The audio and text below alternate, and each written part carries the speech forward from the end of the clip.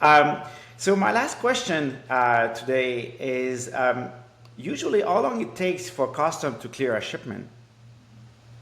Good question. If we have everything that we need as a broker and we try to have, a conversation before the shipment arrives, it can be within 2 seconds if the entry's filed. It can be automatic.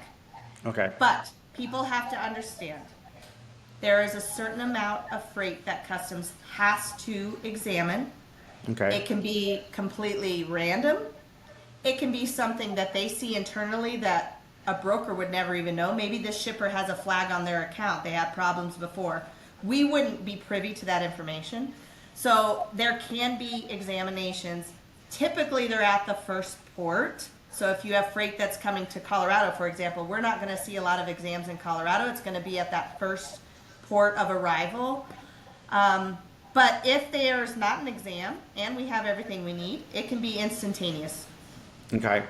But if it has to be cleared by FDA also, I, typically I think custom itself, they're pretty quick, Yeah. to clear a shipment.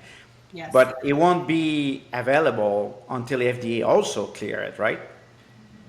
Yeah, so there you can recover. So as when you ship freight, there are last free days at airports, ports. You start charging storage after a certain amount of time because they have to keep freight moving, right? You can pick up customs cleared freight that is not FDA cleared. However, it is supposed to stay within the same port. That gets a little difficult with courier shipments because they move them out so fast. Yeah. You can deliver them. They must be held intact. They cannot be opened, distributed, touched. You can literally take it off the pallet or take it off of the truck and leave it quarantined. Okay. Because if you move it and they want to examine it, you are responsible for getting it back. Okay. So it's a choice that FedEx, for example, will take to deliver the shipment to us. We're next to the airport here.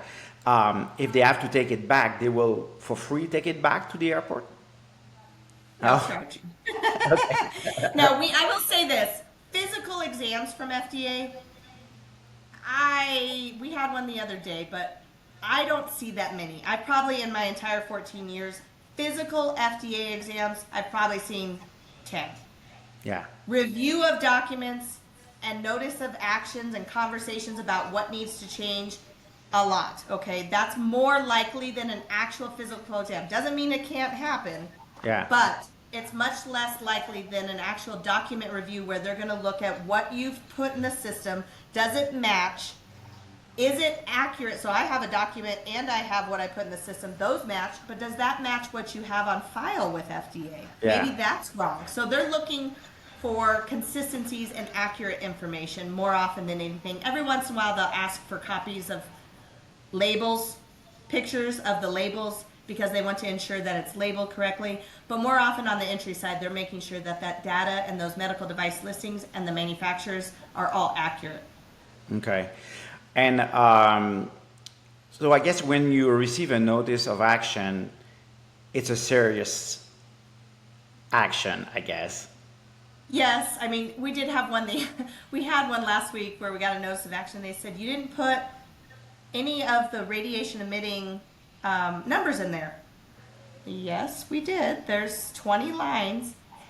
They never admit they're wrong, but they ended up taking back the notice of action. But yes, when you get a notice of action, typically it's something that they want you to address or something is incorrect. Okay. Um, and how long usually the FDA will take, if they have to review, well, when they have to review, is it, do they have a timeline, 24 hour, 80 hour, 80, 84 hour, how long it takes? Every port is different. Okay. We have so typically entries will always automatically go FDA review. People get a little nervous about this FDA review, but that is an automatic response on every entry, okay?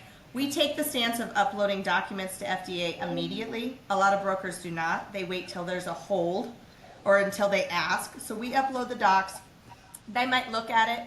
If the information's accurate and consistent, I would expect 24 hours. Okay. Okay, I would expect some are same day if it's something, a lot of times if there's something that's a little bit less risky or it's covered by another, we have shipments that are agriculture and FDA. And if it's primarily agriculture, we very rarely see FDA step in. Okay. But on medical devices, I would say 24 hours if all the information's accurate. They are the government. Sometimes they make mistakes or sometimes something is, they're not seeing something that we're seeing. But I would say typically 24 hours if you have somebody that's staying on top of it. Now, every once in a while, we have ports, they do not let you contact them for 48 hours. That's most ports.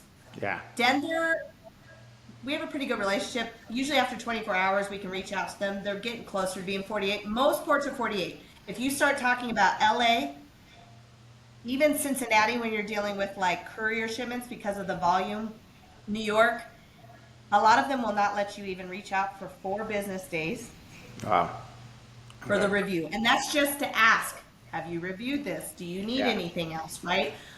Most of the time, I would say within 2 days, 3 days.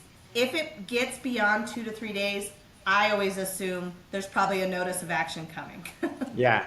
And they send a physical letter, that's what we Yes. receive usually. That's kind of Yes. interesting.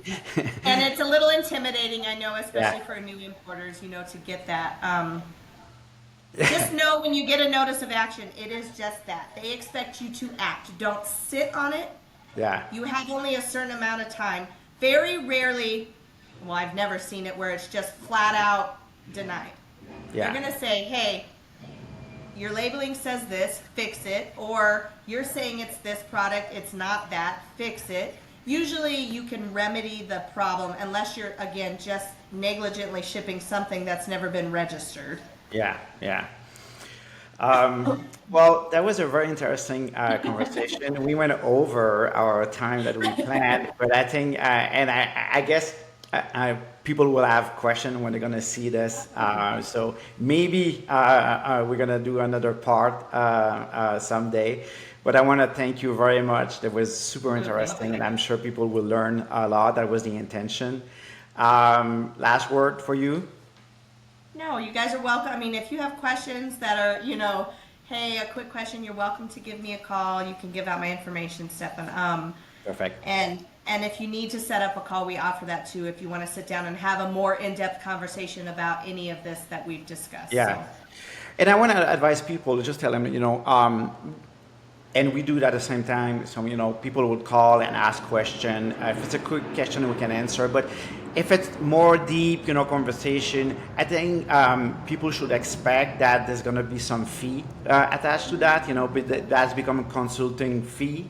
So don't expect that everything is free, but that it becomes very, very important because anytime a product is stuck at custom, it's expensive for the company. And there's fiscal and legal obligation attached to that, so they could be very a good thing to plan in advance. Set up a call, make sure that you all set up. Yeah, totally.